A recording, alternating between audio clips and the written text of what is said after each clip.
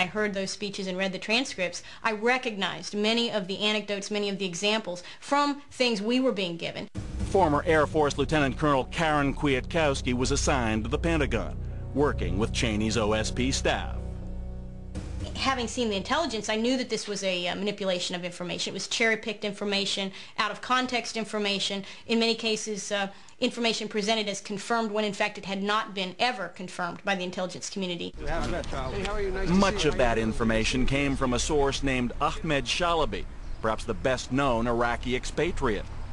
His organization got over $300,000 a month to provide intelligence ostensibly from inside Iraq. Well, come on, you pay somebody $345,000 a month, you're going to get your money's worth, right? He wants to keep the checks coming. He's going to keep telling you things. How are you, sir? Fine. Pleasure to meet you. Thank you. How are you? Nice to see you. Shalaby, a convicted bank swindler who hadn't lived in Iraq for years, hoped to become the Iraqi president when Saddam was ousted. His reports predicted American troops would be greeted as liberators and confirmed weapons of mass destruction.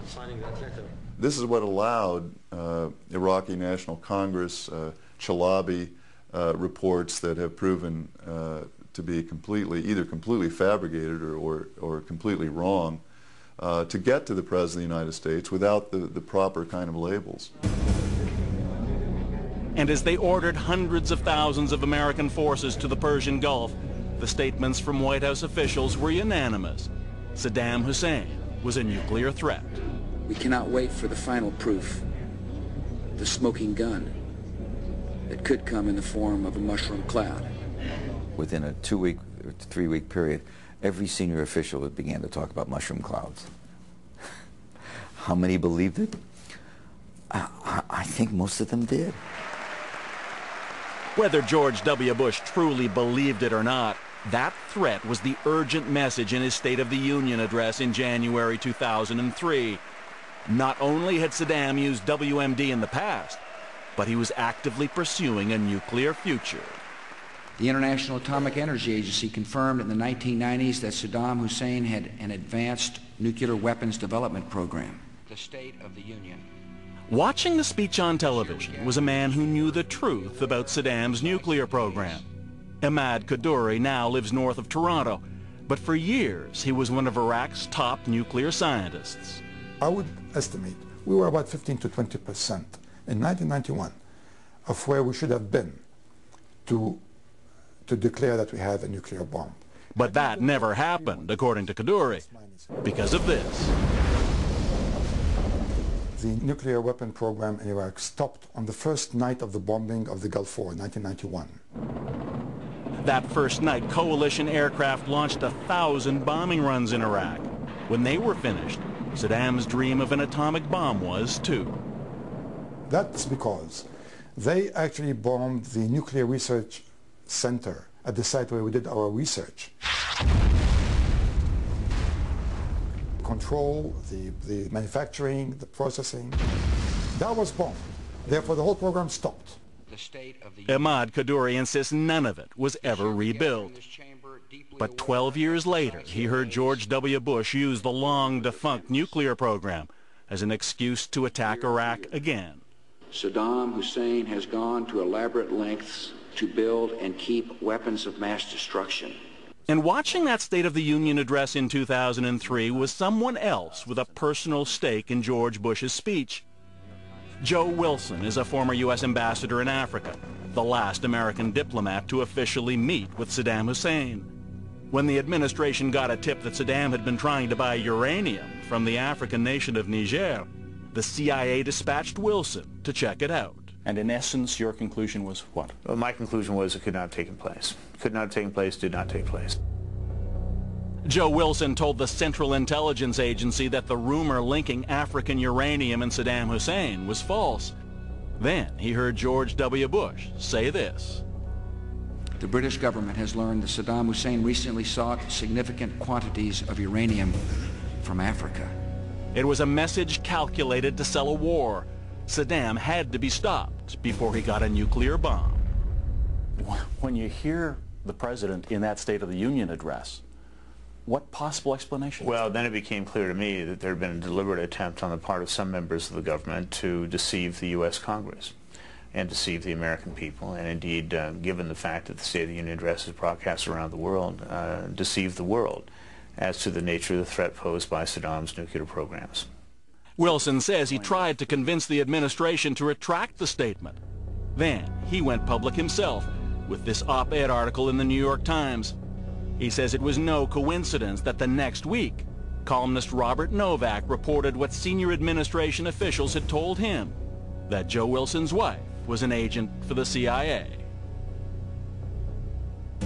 How beyond the pale is it for someone in the administration to reveal to a journalist like Bob Novak the identity of an undercover CIA? It's a betrayal of national security. It is essentially the betrayal of our country. It is a treasonous act. It may never be prosecuted as such, but it is an act of betrayal of the country. Wilson believes that leak originated at a meeting in the White House, at the office of the Vice President. He says it was revenge against him by an administration interested not in the truth, but in sending a signal to others who might disagree about the war. The idea was to tell other analysts that if you do to us what Wilson has done to us, we'll do to you what we've just done to Wilson's wife. You're taking cheap little pathetic shots. Trying to tell you what the truth is. After the break, how the Bush administration altered the way the media presented the war, dividing America and the world. You know what I was doing? Shut up. Please don't tell me. In the days, weeks, and months following 9/11, most of George W. Bush's own country and much of the Western world was united behind him. Every nation in every region now has a decision to make. Either you are with us or you are with the terrorists. But since this moment, Bush has accomplished what was then almost unthinkable.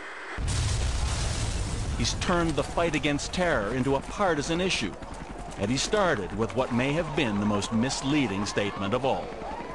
Either you are with us or you are with the terrorists. Call you're either with us or with the terrorists rhetoric, hyperbole, or an outright lie. It fundamentally misrepresented the reality of confronting a crucially complex situation. Now, there could be no dissent. To question the president during this war would be tantamount to treason. I happen to believe in free speech. I mean, I made my living on it.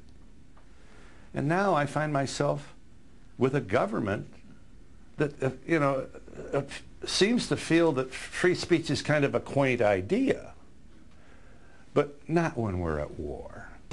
Now, Johnny. American television icon Phil Donahue soon found himself a lonely anti-war voice in the pro-administration world of cable TV. American cable television became the circus where people screamed at each other, and Fox television then really popularized the notion that the world is going to hell and liberals are leading us there. You're watching the #1 program on cable news. Enter the No As war loomed in Iraq, dissent disappeared from the U.S. agenda. No small thanks to one of the biggest names on cable television, Bill O'Reilly of Fox News. What Jimmy Carter should do is privately give Mr. Bush's opinion and shut up publicly.